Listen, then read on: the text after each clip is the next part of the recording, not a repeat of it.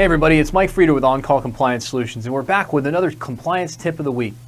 Today we're talking all about NIST SP 800-171 Control 3.2.1, ensuring that managers, system administrators, and users of organizational systems are made aware of the security risks associated with their activities and of the applicable policies, standards, and procedures related to the security of those systems. So guys, this is a big one. I'm not going to lie, getting compliant is key to your business's success. And the key to that key is really all about how you and your colleagues consider this standard and the training that goes along with it. So here's a big common misconception, right? NIST SP 800-171 is not just about IT. It's really actually about a third about IT and information security, which by the way can include physical security as well. But there's another 2/3 there, right? So there's a third about your people and the training, right? Because, you know, sometimes you've got systems that could allow bad stuff in, and it's the person operating that system that needs to be fixed. And of course, about another third of it is risk management, something that very few small to mid-sized businesses really give much consideration to. Look, if you've built a big successful business or even a little successful business, and you're not considering the risks on a daily basis that could potentially take you out, like ransomware and cyber attack, the government wants you to understand those risks are very, very real, and it wants you to be in business the next day. So again, about a third of this compliance standard is all about risk management, right? Not letting the bad stuff happen. And that takes a plan. So when it comes to this control, the secret sauce of compliance is found in your company's culture, believe it or not. And that's big. You're thinking like, Mike, this is an information security standard.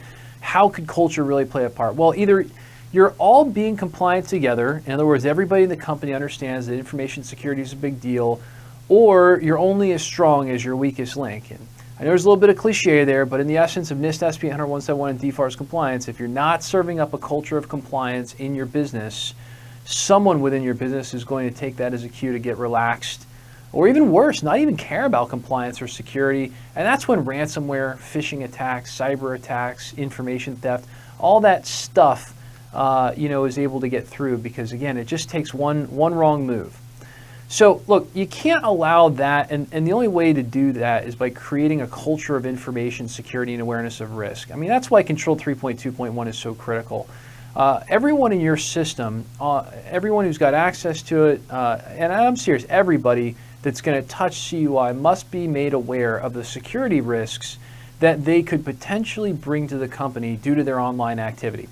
So how do you do it? Well, the way we typically teach our clients how to handle this control is with a 4-part formula. So if you're ready, I'm going to spill the beans, all right? Let's actually talk about exactly how we dive in and solve this. So look, step 1, the DoD puts out a DoD mandatory CUI training. Google it. It's free. It takes 30 minutes for each employee, and they even get a certificate at the end. They actually get something to show for it. Awesome. Now you can actually prove that each employee that touches CUI has been trained in how to handle it straight from the DoD. Just keep that certificate on file. Boom, there's evidence. Step 2, DoD insider threat training. Google it. It's free. It takes 30 minutes for each employee, and they can also demonstrate they took it. Boom, straight from the DoD, so there's no denying it's adequate to also meet the control on insider threat training. So you got that control knocked out too, and again, you're really starting to allow people to be aware of what they need to watch out for. Step 3, a little bit of leeway here. We can recommend some different kinds of anti-phishing training. We like anti-phishing training because, again, client makes the call on what it is. We like Know Before, but internally we use Dark Web ID and their Bullfish training. Hey, look, here's an insider secret, right? Hit us up for an amazing price. The link is in the bio right down below. Literally, you can train your entire team for under $100 a month. I don't care if you got 500 employees, guys, under $100 a month. Just give us a shout and we'll show you how it works. Really, really cool phishing training, and they do a phenomenal job. And it's pretty awesome. Bullfish ID will also keep track of who messed up with phishing campaigns, right? So you can fish your employees, have a little bit of fun with it. If they click on the wrong thing, they go through some training. But the best part is that it tracks who went through the training. So again, more evidence that you're providing adequate training. And of course, phishing attacks, email attacks, those are our most common corridor in to the organization. Now, I told you there's 4 steps, right? So here comes step 4. Step 4 is optional for small companies, in my opinion. And for larger ones, I would say it's more of an internal decision, right? Part of our risk management process. So users must be adequately trained, right? What's adequate? Well, good enough. that's adequate, right? So whatever's good enough, and that is ultimately your decision. But it's an important one and something that you need to be able to have a good argument for how you decided what you decided was good enough or adequate to an assessor. So examples of extra training required may be something like ITAR or ear-specific training if you're handling import-export sensitive information. There's a great example right there, right? If you don't have an ITAR program in place and you're not training your people on how to handle ITAR and ear information, but yet you're getting it as part of your contract, well, you probably should be providing that training. That would be adequate.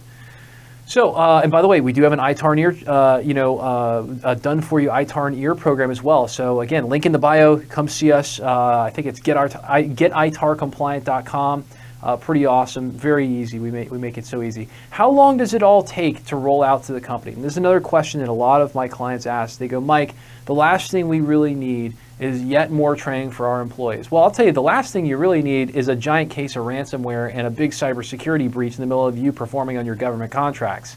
Not a good idea. So we tell all our clients, look, the entire training requirement for handling CUI should probably take about 2.5 hours per employee per year, all right? That's not a big time commitment, all right? Especially when you consider the overall benefits, and I'll talk about that in a second.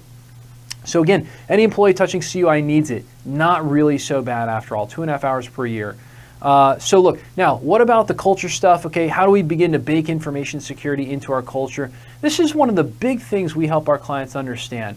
When they work with us, and I don't have time to really dive deeply into it, but the basics, the basic tip that I'll give you here is that a company that has a culture steeped in information security, a company that is more secure and safer to do business with, well, now that's a competitive advantage worth millions, okay? I'm not even exaggerating, guys.